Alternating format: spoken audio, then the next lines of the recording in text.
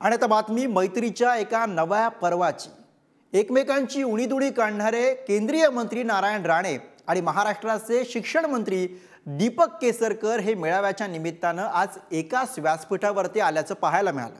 या मेळाव्यामध्ये दोन्ही नेत्यांनी एकमेकांचं कौतुक केलंच, शिवाय येणाऱ्या लोकसभेची निवडणूक ही आपल्याला कुठल्याही परिस्थितीत जिंकायचीच आहे असा कानमंत्र सुद्धा आपल्या कार्यकर्त्यांना दिला। बघूया।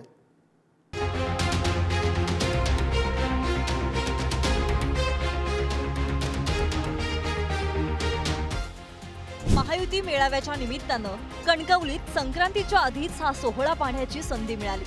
एकमेकांवर आरोपाची एकही संधी न सोडणारे जिल्ह्यातील दोन बडे नेते एकमेकांशी गोड बोलताना दिसले। कणकवलीत नारायण राणे यांच्या निवासस्थानी दीपक केसरकर आणि अदिती तटकरे यांचं स्वागत नितेश राणेंनी केला। नारायण राणे, अदिती तटकरे, दीपक केसरकर आणि नितेश राणेंच्या गप्पाही रंगल्या। कार्यक्रमाला जाताना नारायण राणे, दीपक केसरकर आणि अदिती तटकरे एकाच गाडीतून रवाना झाले। पहिल्यांदाच महायुतीच्या मेळाव्याच्या निमित्तानं भारतीय जनता पक्ष, शिंदेची शिवसेना या तिन्ही पक्षांचे नेते एकाच व्यासपीठावर आले। एकत्र बसलेले दीपक केसरकर आणि नारायण राणे हे या कार्यक्रमाचं वैशिष्ट्य ठरलं।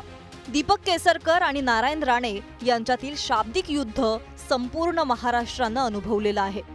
एकमेकांवर टीका करताना त्यांनी कोणतीही भिडभाड ठेवली नव्हती।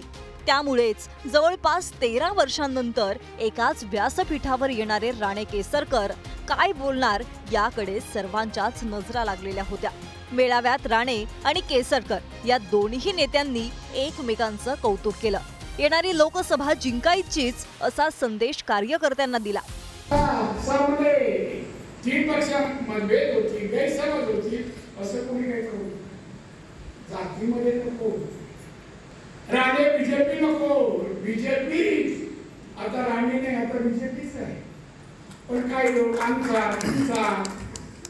मग इकडे आलात तर संध्याकाळची बिर्याणी तुम्हाला, मग माशाचं जेवण का कुठेतरी हे बंद करा। आपल्या मार्गदर्शन पाहिजे। पुढच्या 3 महिन्यांमध्ये लोकांना दिसेल असा विकास आम्ही तुम्हाला करून दाखवू, एवढे मी तुम्हाला खात्री देतो। मुंबईचा कायापालट 25 वर्षामध्ये जे करू शकले नव्हते, नावानंतर राणेसाहेब घेतले, आम्ही तो 1 वर्षामध्ये करून दाखवलेला आहे। आणि येत्या 6 महिन्यामध्ये मुंबई वेगळी असेल, आंतरराष्ट्रीय शहर असेल, असं सुद्धा मुंबई शहराचा पालकमंत्री म्हणून आपल्याला ग्वाही देतो। लोकसभा निवडणुकांची तयारी करण्यासाठी राज्यभरात प्रत्येक जिल्ह्यात महायुतीचे असे मेळावे पार पडले। या संयुक्त महायुतीच्या मेळाव्यात काही ठिकाणी नाराजी देखील दिसली। मात्र सिंधुदुर्गात तिन्ही पक्षांचे नेते एकत्रित आल्याचं पाहायला मिळालं।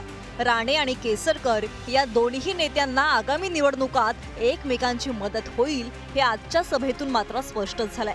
संक्रांतीच्या निमित्तानं दोन्ही नेत्यांनी आधीचे वाद संपवत एकमेकांना तिळगुळ देत नव्या राजकीय पर्वाची सुरुवात केल्याचं बोललं जात आहे। विकास गावकर, पुढारी न्यूज, सिंधुदुर्ग।